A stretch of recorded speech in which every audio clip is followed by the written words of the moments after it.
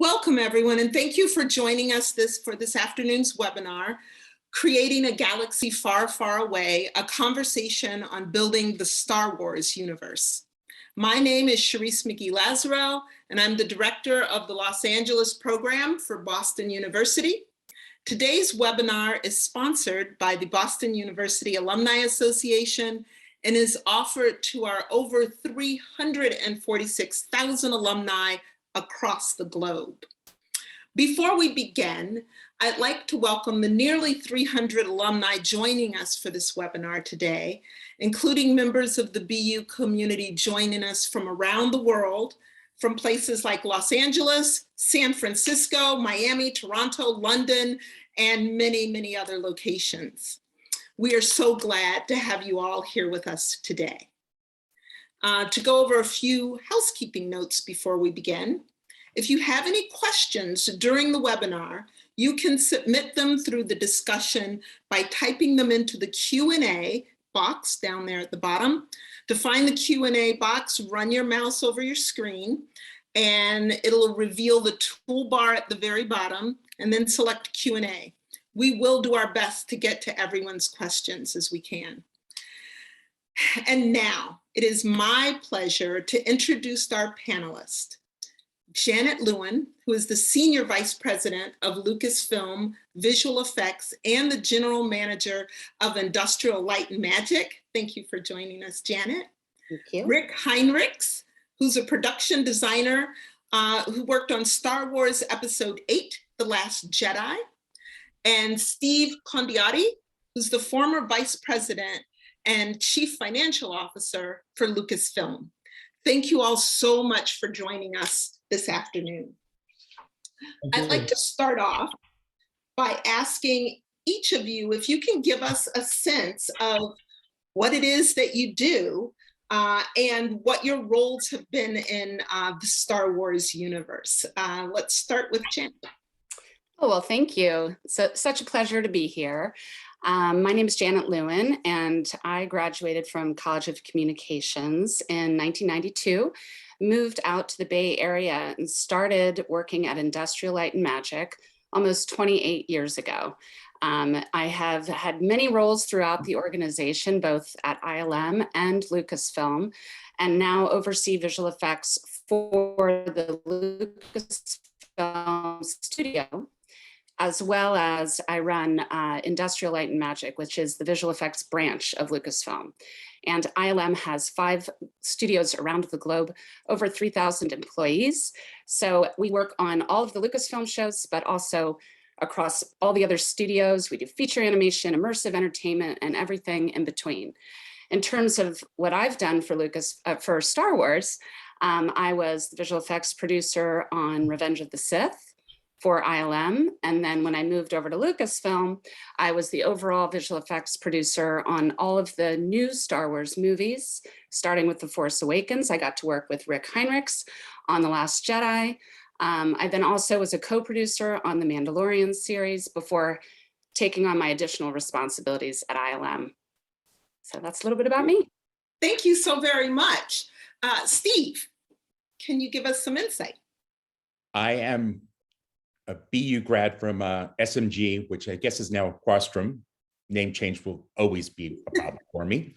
I graduated in 1983, moved out to California, started it with Lucasfilm in 1989, and I was with them until the sale, and then about 18 months post-sale, and I retired in May of 2014.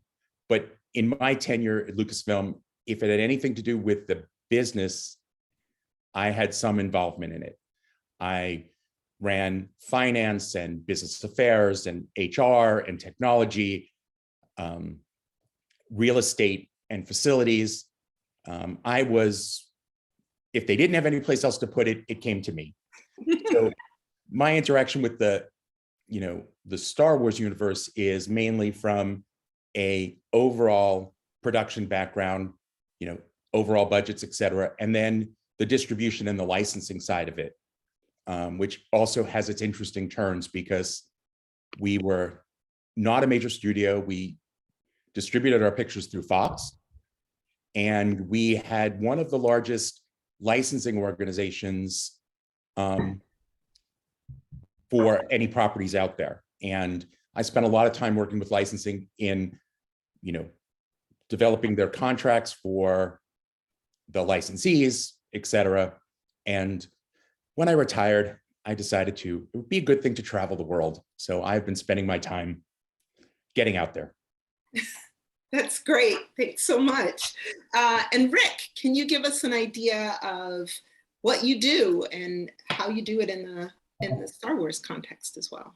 So, my BU experience was I was at the School of Fine and Applied Arts, which is I think it's gone through a couple of name changes since then, and took a few classes over at COM, film classes. I was definitely interested in film as well, and through circuitous routes, made my way into the motion picture industry. And found my way into art departments and finally into my current role, which is a production designer in film, which I've been doing for the last several decades. And so been lucky enough to work on a pretty broad range of films with some amazing directors over this period of time. And yeah, I must say that one of the highlights of my career is working on Last Jedi with Lucasfilm and with Ryan Johnson and Janet. And I didn't evidently know Steve, but it's nice to be on a panel with Janet as well. Great, thank you so much. I do see that we have a question, and I would like to let our guests know that we will be taking questions at the end.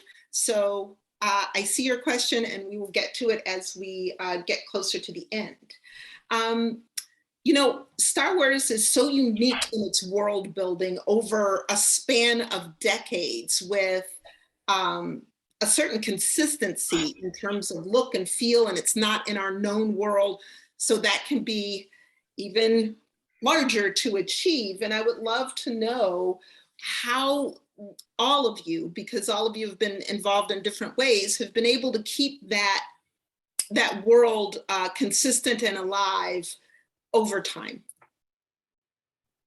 Well, I can hop in for context on the Lucasfilm side, and then Rick, you can absolutely speak to the specifics of how you approached it on the show. But on the Lucasfilm side, Steve and I are actually not an anomaly in terms of the length of service at the company. And we have a lot of people who started on the ground floor and stayed for 40 years. So we have what we call a brain trust.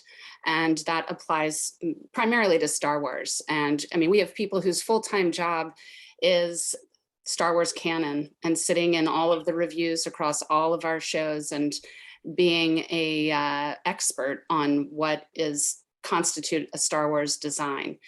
George's vision was always to have Star Wars feel handcrafted, and the earlier methodologies were more about miniatures and matte paintings, hand painted on shower glass doors, and that kind of gritty realism, I think, has persisted through the digital revolution for the prequels, and then now culminated in sort of this combination of methodologies that you see in The Mandalorian. And so it takes a village. We have experts in the art department who work hand in hand with production designers like Rick. But Rick, I'd love for you to take it away in terms of The Last Jedi. Wow, nice tee up. Thank you. Yeah, it was, personal experience. I saw the film when it came out in the mid-70s and absolutely loved it. And it's actually taken me all the intervening time and working on the film to deconstruct exactly what I loved about it at the time. And certainly working on designing Last Jedi had a lot to do with that. But I've found out a lot of things, as Janet was saying. Lucas was into cinema verite, and what's great about Last Jedi is it doesn't feel stagey or theatrical. It feels like a documentary. It feels like you're thrown into the action. The sets also and the landscapes and all the locations feel, you know, I think it was John Barry, one of the production designers of Star Wars, who said that George wanted a place that felt like just a regular day at the Mos Eisley spaceport, or, you know, one of those locations for the film. And I also worked prior to Jedi with Joe Johnston directing on a couple of shows, and Joe's comment about all of his work designing for Star Wars, because he was one of the key guys with Ralph McQuarrie, was, you know, the future looks old and needs to look like it's worn, and that there's a history to it. And so there was this wonderful feeling in seeing the film of being thrown into the middle of an ongoing story, and you've got to pick up all these clues about the history as you go along, and who the characters are, and kind of start to assemble the pieces of the puzzle yourself. And I think that's one of the great joys, of many joys, of seeing that film. I could wax on and on. I don't want to. But we will definitely go deeper. But I would like to mention, if I could, and if it's okay, I want to just share a real quick short thing here of imagery from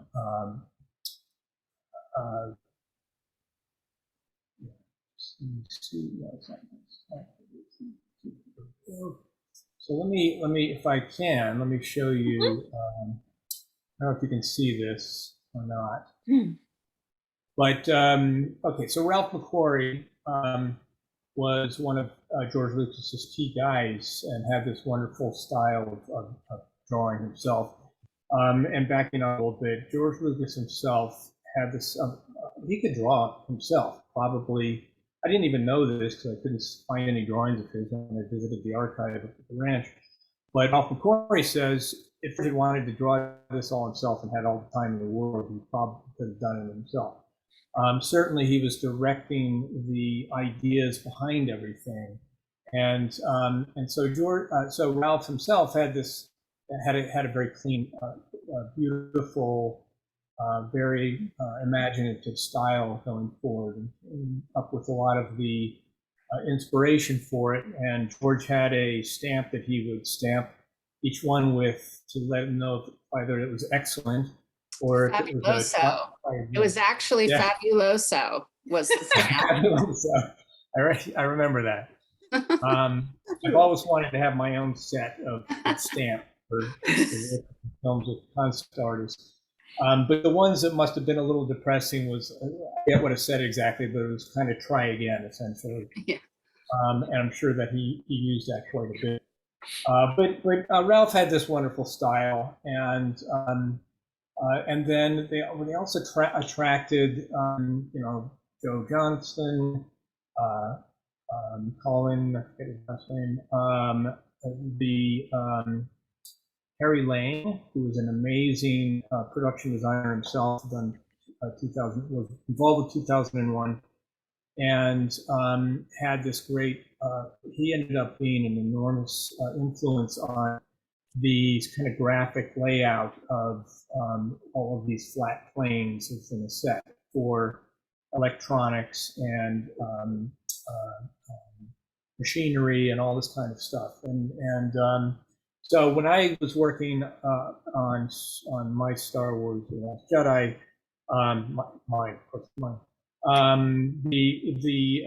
the cool thing was working with some of the people who had inherited a lot of this. The guy, the art director that I worked with, Mark Harris, was like the expert on Harry Lane's style.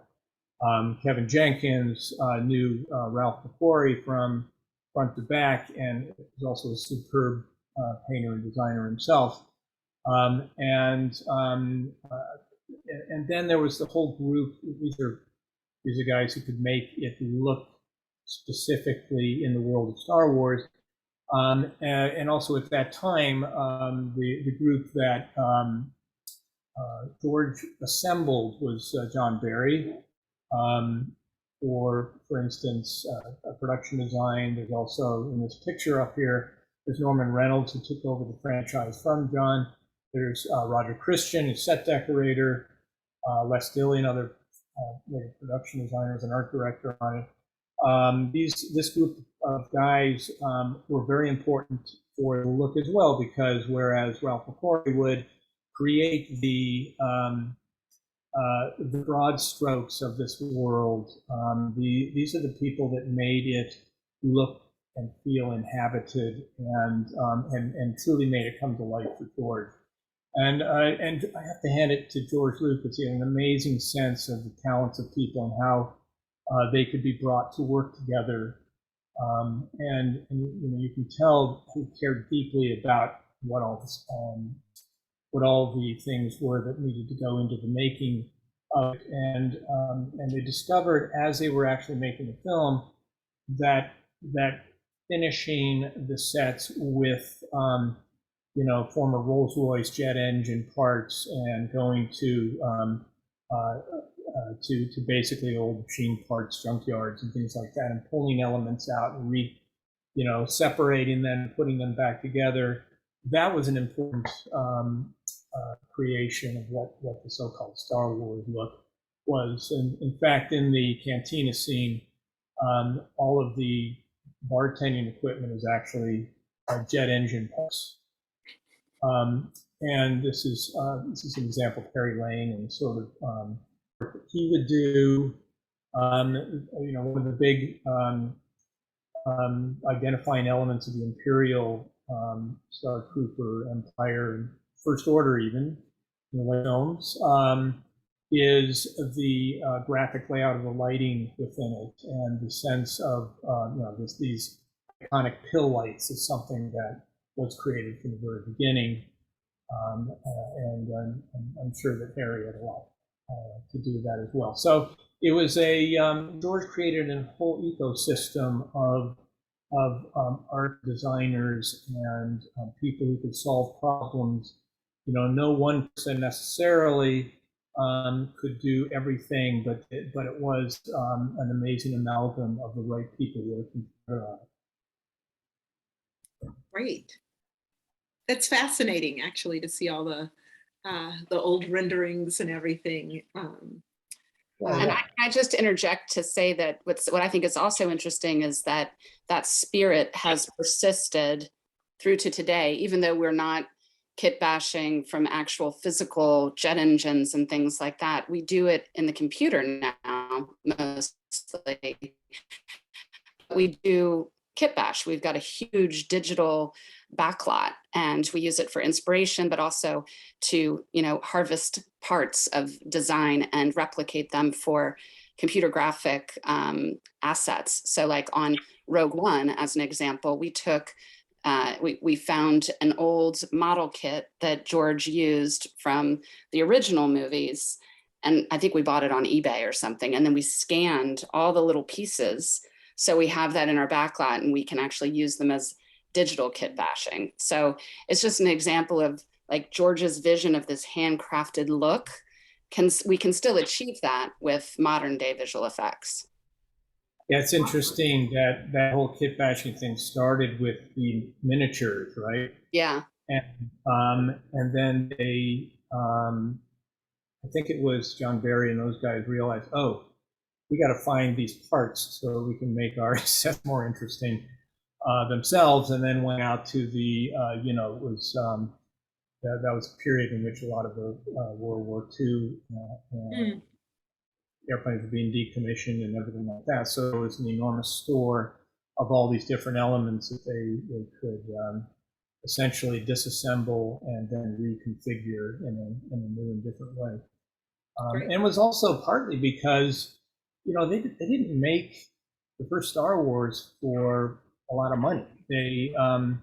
They were really needing to be clever with how they were approaching it. And it's an example, and there are other examples, but of how, not necessarily having all the money in the world makes you smarter and works smarter in a lot of ways. Yeah. Steve, I mean, you've had such a long tenure, and I know they talk about, hey, yeah, we went out and got these engine parts. At the end of the day, this probably all fell in some way on your desk in terms of, the money, the business aspect of all of it going forward. Yeah, if you look at it from a business perspective, the same way that we approach production, we approached licensing and publishing and anything to do with the Star Wars universe. So canon was important to us. If you were going to deviate from canon before the sale, it had to get approved by George. If an author wanted to write a book that was totally off the canon, it had to get approved. We had people who it was their sole job. I know Pablo's still there. We had who ran what we called the holocron. We actually had, when we were running a full licensing business internally, we had 2 or 3 people, and that's all they did were check for continuity, check for realism, that an item looked realistic to what it would look like within the universe. We did replicas to make sure that there were molds out there that we could go, and when you buy a replica lightsaber, it looks like what the piece they used on set were. Realism in today's world was really important to us as we ran the business. And, George took time when it came to doing production, because sometimes we needed to let the technology catch up with where we wanted to go. Sometimes he had to go out and find those crazy pieces, like, dragging jet engines to a desert so you got a realistic look when they filmed it. That spirit of Star Wars was there in just about everything we did. Awesome. Can you guys give us an idea of what exactly is kit bashing? Maybe it's only me that doesn't know. It just means taking things apart and then putting them back together in a different way, using the kit. It's like a kit of parts that you can reassemble to turn it into something new. Great. And I know that, because my background is like film, television, I would look at like that aspect of it. But I know that there's a whole other aspect of this universe that we probably aren't going to, but that Steve was involved in. And when you talk about the licensing, all of the toys, the animated things, the Star Wars books that used to come out. I mean, all of that had to flow through, I guess, a little bit of the same hands and process that we did for the films and TV. Yeah. It all ran through the same kind of filters. So we had our groups internally spoke together.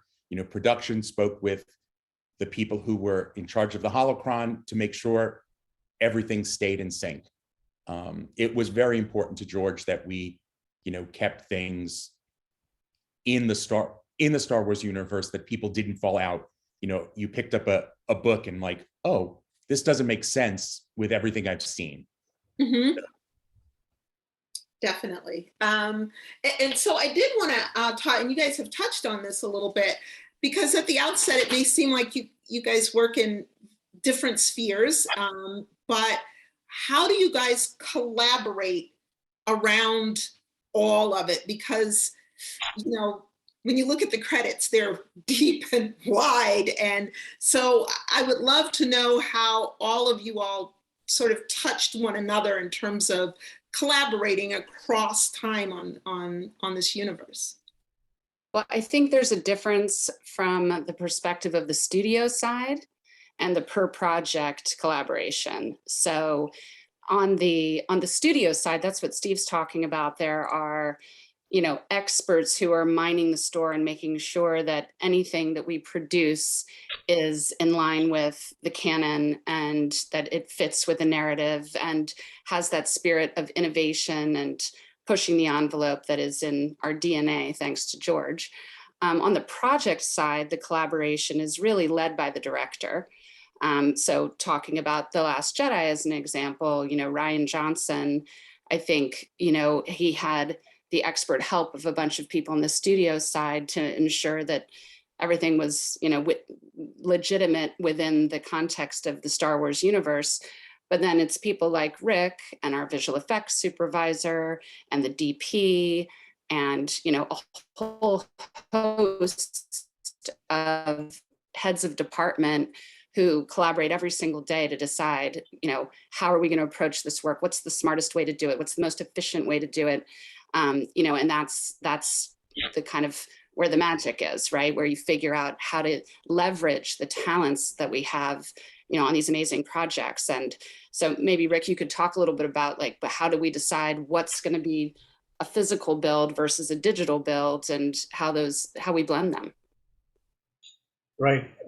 Yeah, and I also want to mention that I think that I, at least, and probably other people who are coming from outside into the world, you know, I had a certain humility about coming in, and it felt on the one hand like a too awesome a responsibility to come in and both serve the need keeping it within the world, and also at the same time making sure it's exciting, feels new, and that you're serving the director's vision of what he wants it to be.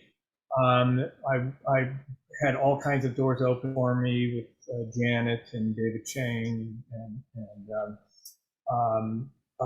Pablo and Phil Sostak and all these great people who kind of ushered me in and went through the archives of the ranch and the library. And what was kind of interesting was going through the library and feeling like, oh my God, George must have seen that, because I remember that from something else. So it's doing what I would normally do on any film in terms of research and developing the, you know, trying to cast the concept artists so that we've got a variety of elements working together.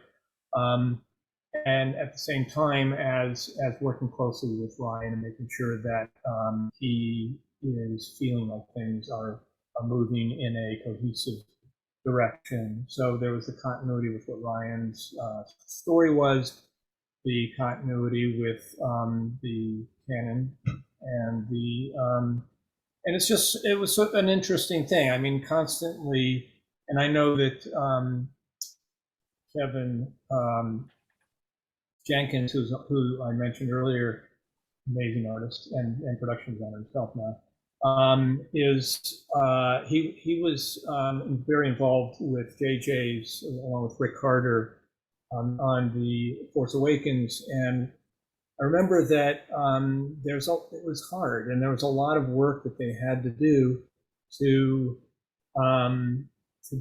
because there's been a lot of water under the bridge since the first film had come out, and the whole point of it from the beginning was keeping it, you know, from not being conventional sci-fi.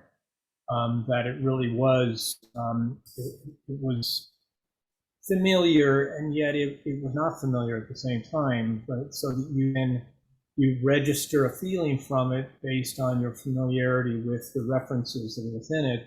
But when you look closer, you're sort of surprised and kind of delighted by the way that that George has utilized these conventions and turned them on their head.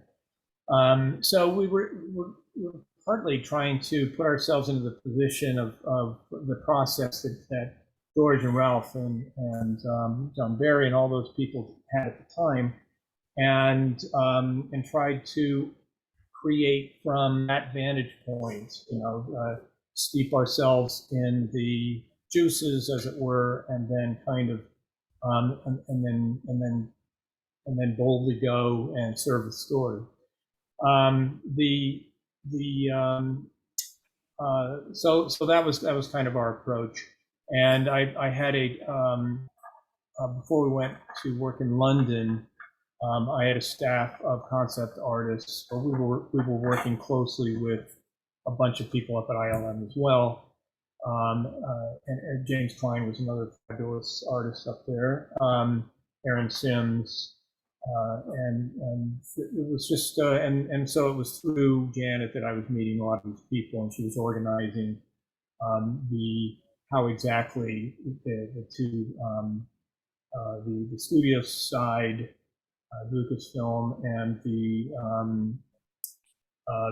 specific film side were interfacing with each other. A lot of security issues having to do with making sure that nothing could be ever accidentally released and put on the internet. Some issues on a previous film had happened, so it was a very tightly wound thing that we needed to make sure that when the film premiered for the first time, that it was going to be no teasers, no spoilers, and that the audience was seeing it fresh for the first time, and that was our road to getting to building and doing the film. Nice. So I know that a lot of time in the filmmaking business, and particularly when you're dealing with something like science fiction or world creation, that sometimes you just have to create the technology that you need. And I know that between Lucasfilm and Industrial Light and Magic, you guys have done a lot of pioneering in all kinds of spaces in this, and a lot has been developed for wider use, not just for, oh, we're going to keep our technology to ourselves. We've seen it in basically everything going forward since the early 80s. I would love to have an understanding of what some of those creations are, and I'm going to ask Steve first, because I am sure that sitting, in your office for them to come and go, hey, we need to create this piece of technology. I'm sure that had to pass through you as well. So technologies was interesting. George was always somewhat ahead of his time in looking at what he was trying to do with technology. He developed, editing systems and sound editing systems.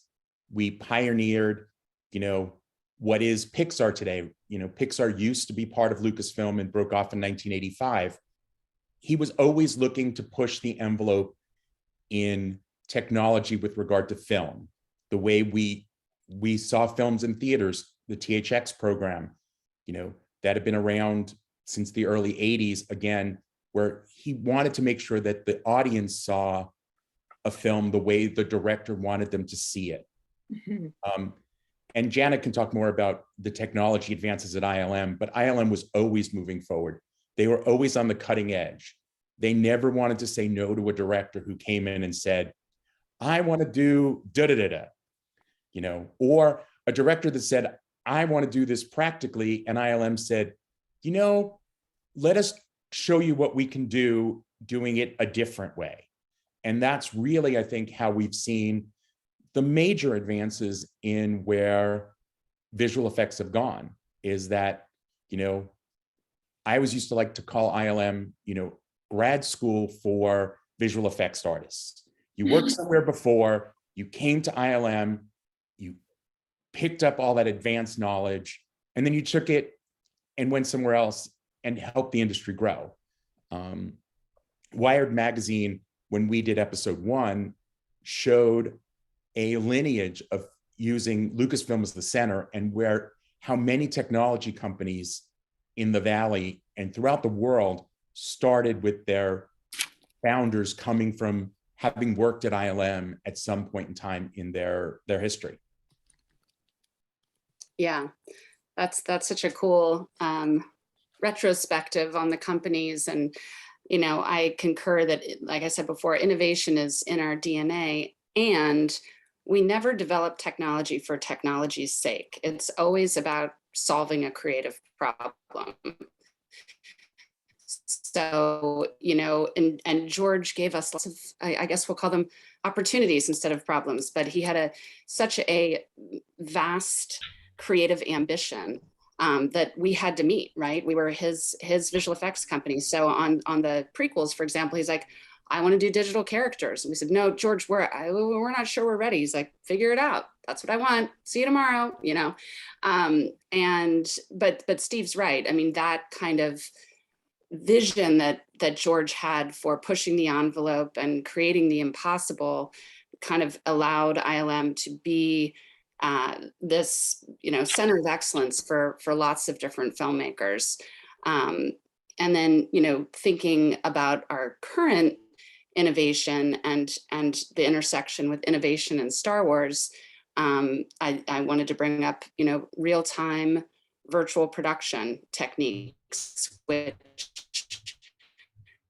have been part of ILM's roadmap, and we've been innovating in that space for a long time, but it was really Jon Favreau's vision for The Mandalorian in concert with Greg Fraser, the DP, who wanted to see if we could generate real-time environments in an LED volume, so in a stage that's enveloped with high-resolution LED lighting instruments, so which are 3D assets rendered in real time.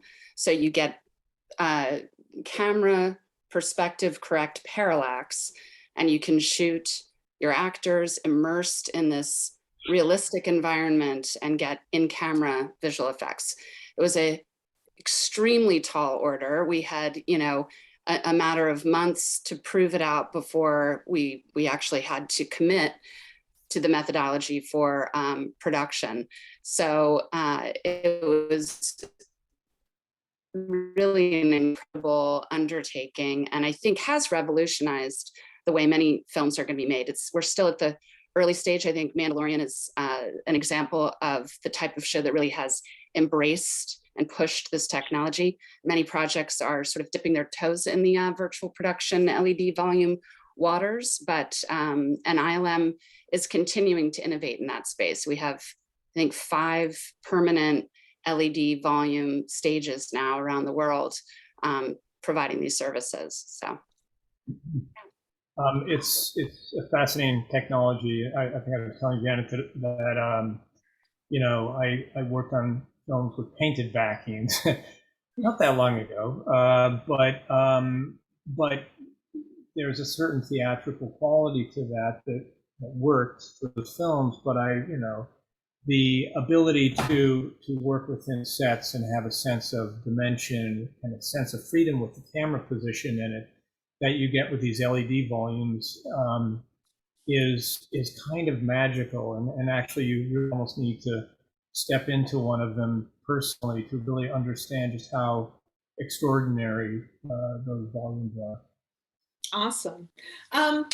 I know we've talked, and thank you, Rick, because seeing the miniatures and the renderings and everything is really cool.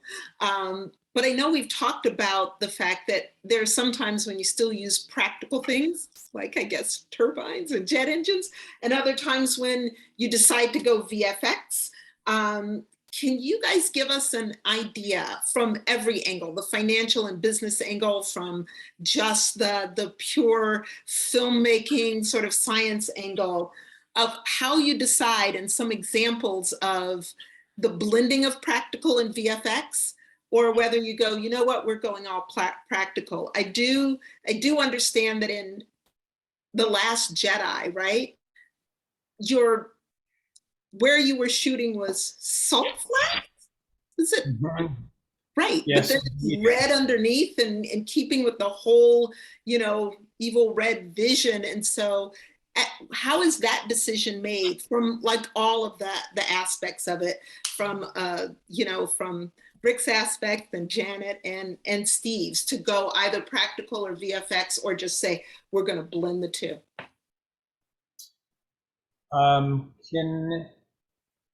Can you see this? Yeah. So yeah, on Last Jedi, and I just wanted to preface this, and I don't want to take up too much time, so I'll be real quick here, with saying that just in this thing of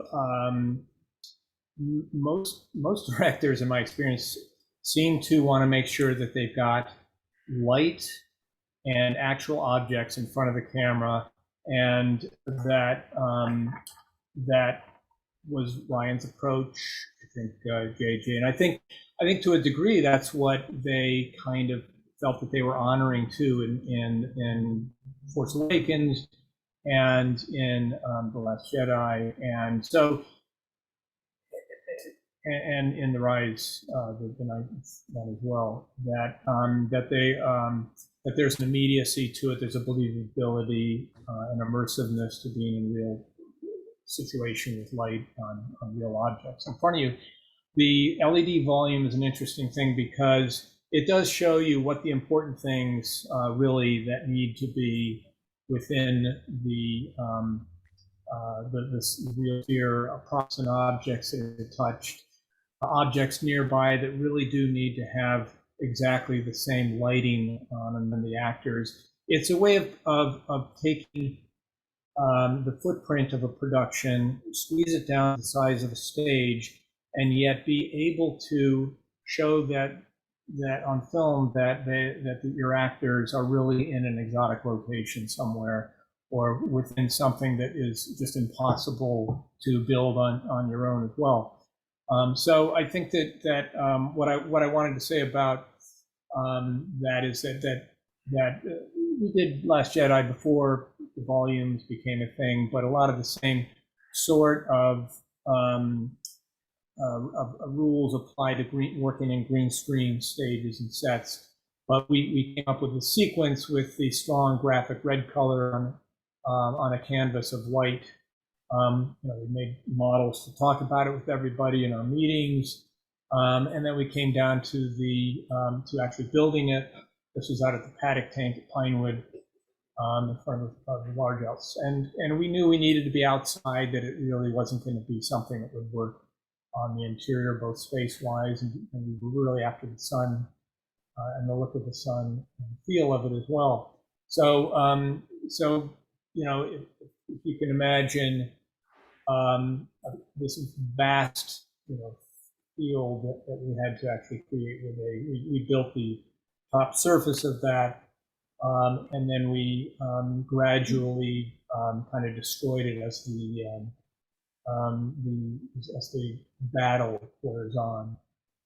And so, but there's a great deal of visual effect work in this as well that expands what we were doing, that not just of the outside, but also of the mine cave on the inside as well. So there is always a discussion. I remember having this discussion with John Knoll frequently about the where's the blend going to happen between what we build and where visual effects is going to take over. And it was always a calculation that would change dynamically with what everybody's capabilities were to do in a particular situation, what the physical properties were, and none of us wanted to just throw it to visual effects because we couldn't do it. So we gave our best effort to do what was possible to do within the environment. So it had that loose, spontaneous feel of real objects and real light and movement, and then let them do what they do beautifully as well. Awesome.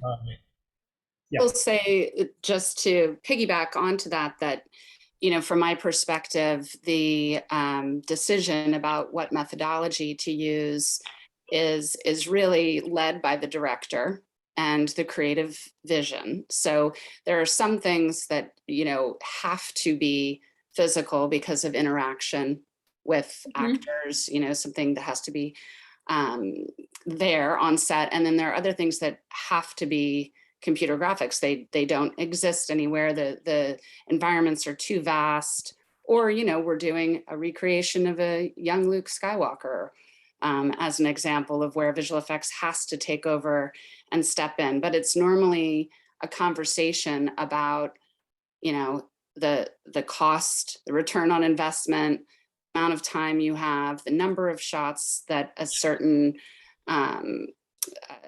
element is going to play in, and then what the creative ambition is. For Star Wars, it's everything wants to feel grounded in reality, and so to the extent that we can film something for real, we do, and that's why you see this new resurgence of puppets, as an example. You know, on The Mandalorian, Jon Favreau wanted a physical object there. He wanted that puppy, he intentionally wanted it to feel like a Star Wars puppet, even though, you know, honestly, you know, many of those shots are digital. In fact, many of the shots that they used to promote how it was a puppet are the digital rendering of Baby Yoda, but it's for that look and feel. So, you know, that being said, even though Star Wars feels very grounded and we want to do realism first, these projects have, on The Mandalorian, we did 5,000 visual effects shots in addition to what we captured in volume. On The Last Jedi, we did 3,000 visual effects shots. So every shot has some kind of visual effect.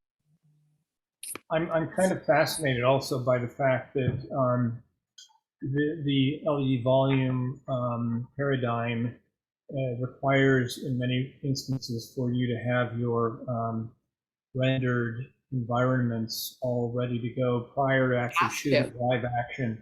Yeah. And how that changes the dynamic of a prep and a production and a post. Yeah, post now comes before prep, you know, so it's a really interesting thing because not every filmmaker, you know, can work that way or should work that way. So it really has to be, you have to change your mindset and approve work way earlier on, so that it's ready for the screen. I have I think a sizzle reel of some of the volume work. It's just a minute long if we want to maybe play that as well, just to give people a sense of what we're talking about. How about we go to our audience's questions, because I've got 15 questions stacked up, and then we can play the sizzle reel as we leave them with an outro. Copy. An outro, yeah. Yeah, an outro. So let me start with the questions. I have a question from Jake, who asks, in a nonprofit or in a for-profit context, what steps does Lucasfilm take to empower artists with the time, space, and resources to experiment through the creative process? And what is Lucasfilm's philosophy on balancing art and commerce? And I'm going to let Steve start with this question, because I'm sure it's not something that, you know, this is something that grows over time. Well, that is actually always the age-old question. How exact does a shot need to be finaled? The artist might want more time. You know, from a financial perspective, we want less time, but it's coming to that right balance. And, you know, Janet's visual effects producers, that's what they do. They balance that act to make sure that you get the best possible quality, trying to stay within the budget that's been given. And look, an artist will always want to continue to create. But at what point is it look as perfect as it can? And that really is, you know, it's a give and take between the visual effects producer and the visual effects supervisor and the artist. And it's a collaborative thing. And that was the great thing about working at Lucasfilm, is that we did collaborate. We did not make all decisions based on dollars and cents. We made decisions based on what was the right thing for the property, what was the right thing financially, but they had to balance each other out. We always went to do, you know, our guiding light was to do what was right for the property. And it was a wonderful place to work because of that. Hard place to be as a finance person, because as Janet will tell you, you know, they called me Mr. No, and for a reason, but it is, you do get a balance. And we really did put that balancing act into the hands of the professionals who really understood it, not the suits upstairs who are making it purely on a financial decision. Great, thank you. Shall I move on to the next question? Let's see. Let's just go in order. Andrew wants to know, if any of you guys, being all BU alum, have worked together on projects before Star Wars? No, I think Star Wars is our, yeah, exactly. Rick and I worked together on episode 8, and Steve and I worked together on the studio side. So yeah. Great. In case anybody doesn't understand that BU literally runs the town, there's somebody everywhere. Okay, someone named Eve wants to know about whether or not there are internships at Lucasfilm or ILM. There are indeed. They are eligible for college students or someone who is within a 6-month of a recent graduate of college. And there are, I think, they're in the summer. So I think they start in May for a few months. And I believe you can go to the Lucasfilm and ILM websites and Disney to research that. Okay, great. Somebody wants to know if the movie production team and creative staff are also involved in the Star Wars theme park attractions. Yes, they are. ILM does all the graphics and visual effects for the theme park attractions. So for example, the new Millennium Falcon real-time ride that was designed and executed by ILM. All the Star Tours modules are created through ILM in conjunction with the filmmakers. I remember going with Ryan Johnson to see the episode 8 Star Tours module and having to excuse myself because I got motion sickness. I don't like Star Tours. Don't tell anyone. Hopefully this isn't recorded. Anyway, but yes, no, it is definitely a collaboration, but at the studio side with the filmmakers and with ILM, same cast of characters. Great. And this is why it feels that like seamless sort of thing. Let's see.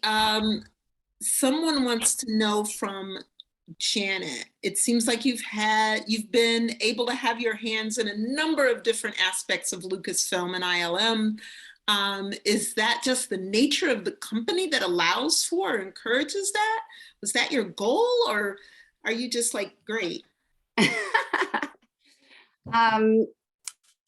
You know, it's a great question. We've seen a lot more cross-pollination between Lucasfilm and ILM recently. It wasn't always the case, as Steve can attest. Back in the day, it really was, ILM was a separate entity. But I think, you know, Lewin Brennan, who was my boss at ILM and then went on to Lucasfilm and now oversees Lucasfilm, ILM, Sky Sound from the overarching business perspective, was sort of my guiding light in terms of what was possible. And I felt for myself and for the business that by keeping a foot in both worlds, overseeing visual effects for Lucasfilm, hiring the teams who are executing the work on set, and, you know, being that, having that seat at the table with our physical production teams and running ILM allowed me to be the most effective and efficient for the company. So, and I love all of it. So I didn't want to give anything up. I'm a bit of a control freak in that way. And that you're the most powerful force in the universe. This is my favorite thing. Let's see, we have a question that probably falls a little bit to Steve's sides. How challenging is it to get licensing? I'm not sure if they mean which form of licensing, but they'd like to know how challenging it is to get licensing. I'm not exactly sure what the scope of that question is, because, you know, licensing, are they looking to become a licensee? And, you know, that is a process now through Disney that Disney has, and they look at all their licensees. Or the question is, how hard is it to license something? You know, I'm not sure. Yeah. How challenging is it to get licensing? You know, Star Wars really was the granddaddy when it came to film tie-in licensing, and something that stayed on forever. George made that an astute decision back when he made Star Wars to keep licensing. The first toys came out in, like 1978, and all you got was an empty box and a certificate that you mailed in that the toy company would send you the toys 6 months later. So it was something that's always been part of the DNA of Lucasfilm. It's always been part of what they do. It's how we kept the business going in the years where we weren't making films. But how you get into that, it really matters on what your property is. Gotcha. Karen wants to know, I know that even back to the original, the 1977, 78 Star Wars Episode 1, a lot of it was shot in London studios. And Karen is curious as to why things are shot in London and not in California.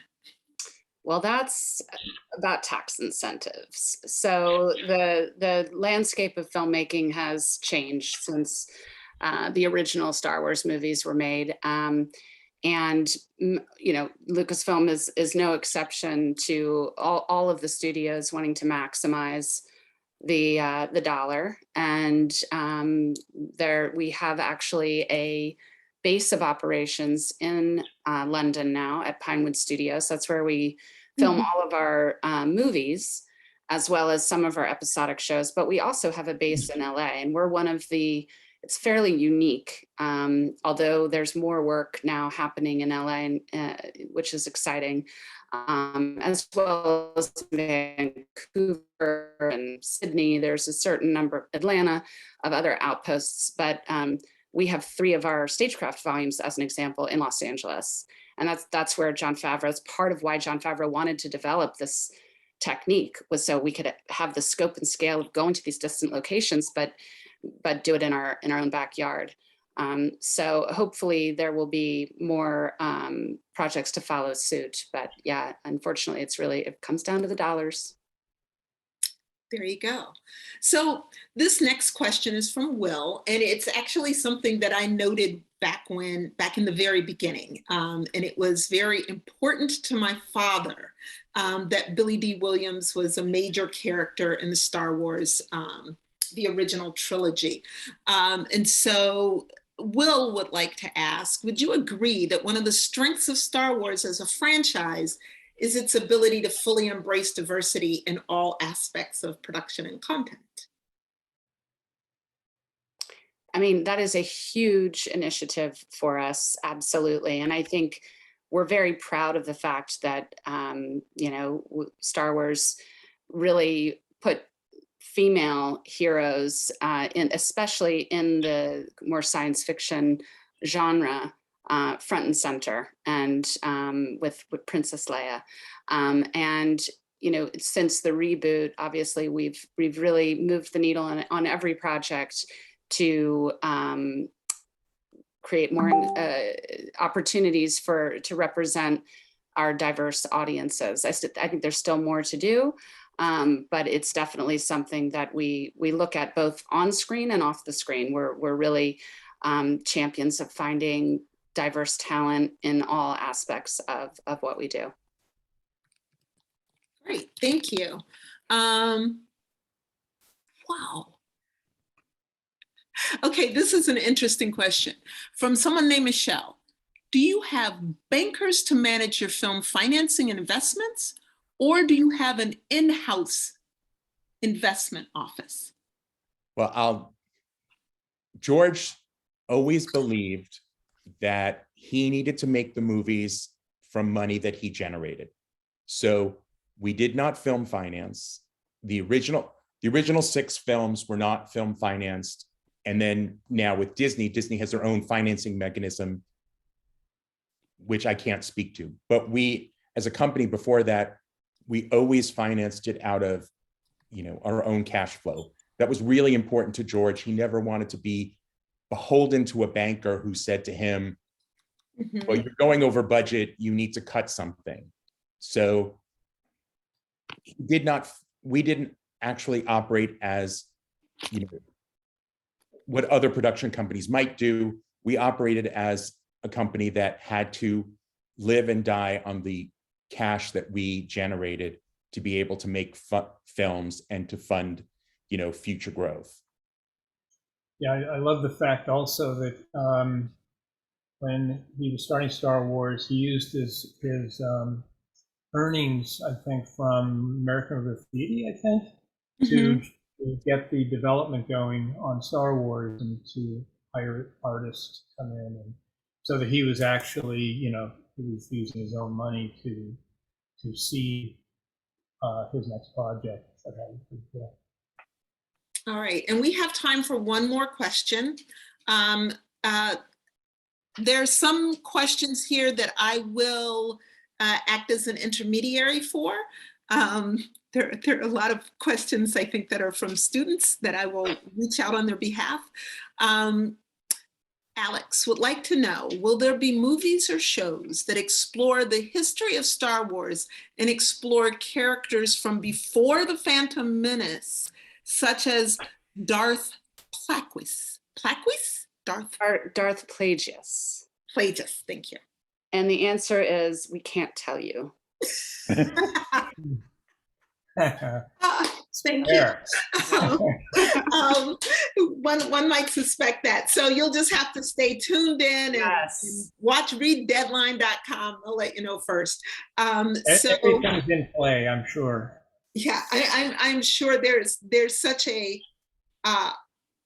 depth of things to plumb. I am sure that this is going to go on for years from now. Thank you all so very much. If you would like to play the video as we go out, I definitely want to thank Steve Condiotti and Janet Lewin and Rick Heinrichs for their time today. I want to thank all of the alumni who came in and joined into this. And yeah, this is fascinating, actually. And I'm such a geek, I'm really loving it. So Janet, if you can play the video as... Oh, I'm going to defer to somebody else has it queued up and can play it. Yeah, but thank you so much. This was so fun. Thank you all very much. We appreciate you taking the time.